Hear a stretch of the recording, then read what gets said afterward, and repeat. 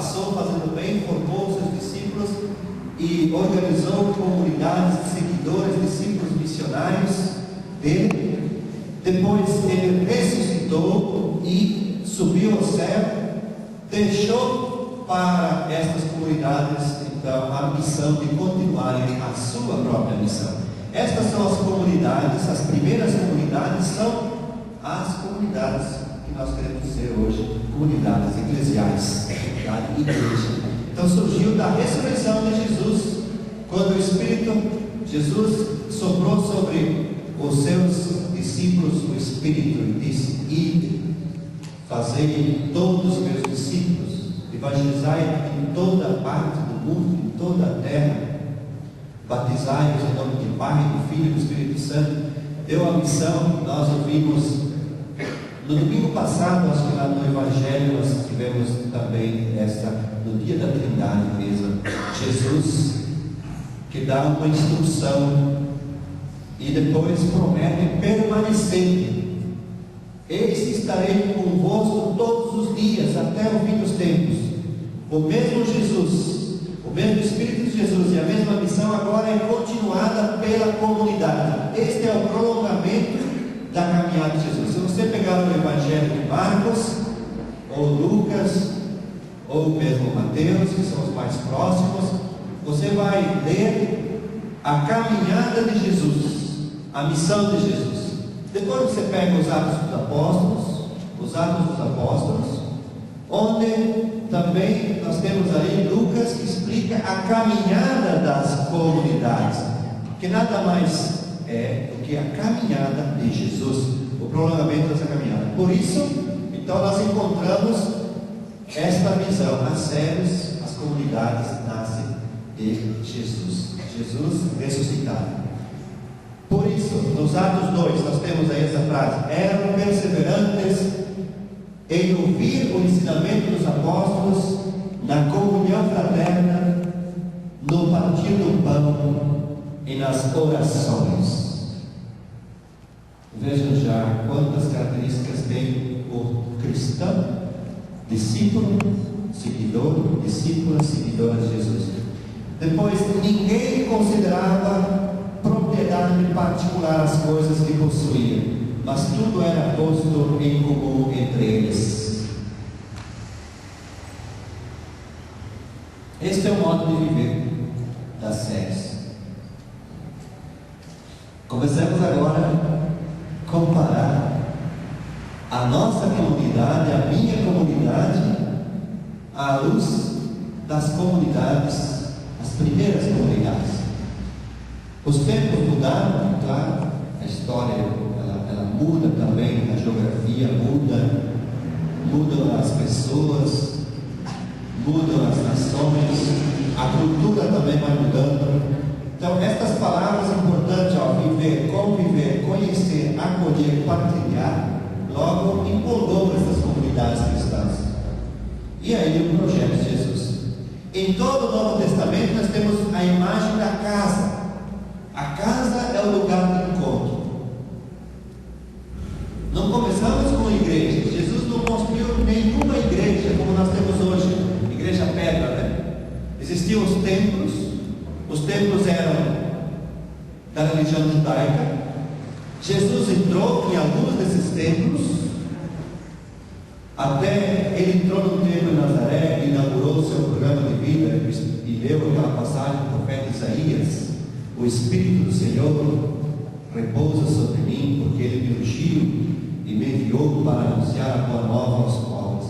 E aí ele faz assim o anúncio do seu programa de vida dentro de uma sinagoga. Porém, Jesus normalmente se encontra com as pessoas nas ruas, pelo caminho.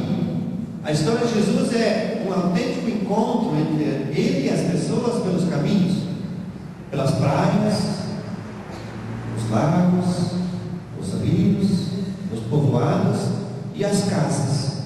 Ele entrava na casa de um, entrava na casa de outro. Aí tem várias passagens onde Jesus entra na casa. No Evangelho segundo Mateus, Jesus foi à casa de Mateus. Jesus entra também na casa da sogra de Pedro. Ali em Marcos, temos todas as citações que não sei se dá para ver, olha, em que mostra Jesus na casa. Se eu pegar os textos, aí Jesus está nas casas. Ele vai na casa, tem aquela passagem em que ele cura aquele indivíduo que não tinha espaço para eles na casa. Eles abrem o teto e descem na cama, nessa maca, o indivíduo aí para dentro, e ele é curado. É dentro de uma casa. Tem uma história em que Jesus está falando e o pessoal pega no sono na casa, né? Dizia até que caiu da janela, porque pegava no sono, né? Hoje talvez alguém vai cair aqui, né, no meu sono. E assim por dentro, temos todas essas. Olha, depois dos Atos dos Apóstolos, temos aqui os Atos dos Apóstolos. Quantas vezes Jesus acolhe as pessoas e ele é acolhido nas casas, né?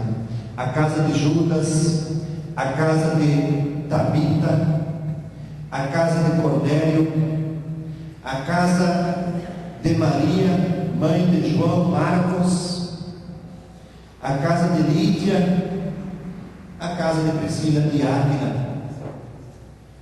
Então são todas casas que Paulo também usa para evangelizar. Paulo andava nas suas 3 grandes viagens, ele passava e se hospedava nas casas. E nestas casas ele até trabalhava para ganhar comida. Comida também para pagar as suas viagens. Paulo fundou muitas comunidades. E ele é hóspede em tantas casas. Saudações, por exemplo, aqui na primeira carta aos Coríntios, né? Carta aos Romanos, depois aos Coríntios. Saudações a Priscila e Áquila. Saúde também a igreja que se reúne na casa deles. A igreja que se reúne na casa deles.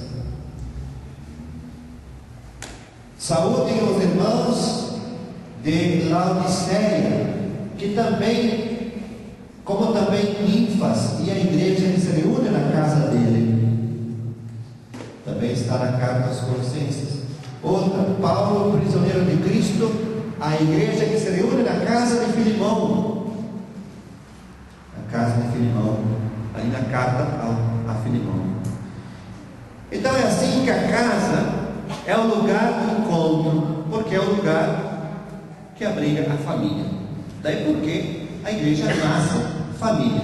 Aliás, se pegar João capítulo 4, aos pés da cruz, Jesus, lá estava Maria, a outra Maria, o discípulo João, e Jesus diz para o discípulo acolhê-la na sua casa. Está escrito depois que ele acolheu Maria na sua casa, como mãe, a mãe da igreja, a mãe da família.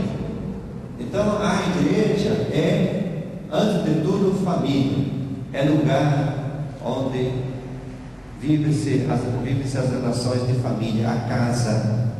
Esta casa, por isso a casa se torna o lugar do abastecimento da fé, o lugar onde vamos revigorar a nossa fé, onde todos renovam suas forças, porque aí é o lugar onde a gente vai cumprir a missão, o mandato de Jesus. Vão pelo mundo inteiro e anunciem a boa nova, a boa notícia. Partimos da casa. Aqui também é bonito como estes nossos irmãos logo compreenderam que a missão é dinâmica, é para fora. É para fora. Abre-se para o mundo. Abre-se para o mundo. No Evangelho de Marcos e nos outros também, Jesus chama pessoas para estar com Ele e para os enviar em missão. Então é um movimento de acolhida, de encontro, e Jesus os torna discípulos, mas não é para ficar com Ele. Que bonito ficarmos aqui. Não. Ir, e tem muitos envios. E é um verbo de um mandato. Não é? Se quiseres, não é? Se vocês querem, se gostarem de ir, vão. é ide, anunciar. É um mandato,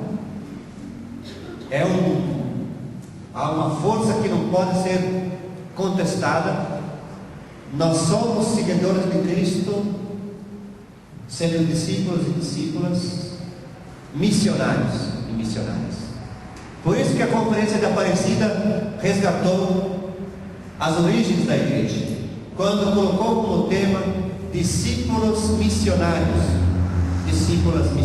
de Jesus Cristo, para que nele nossos povos tenham vida e a tenham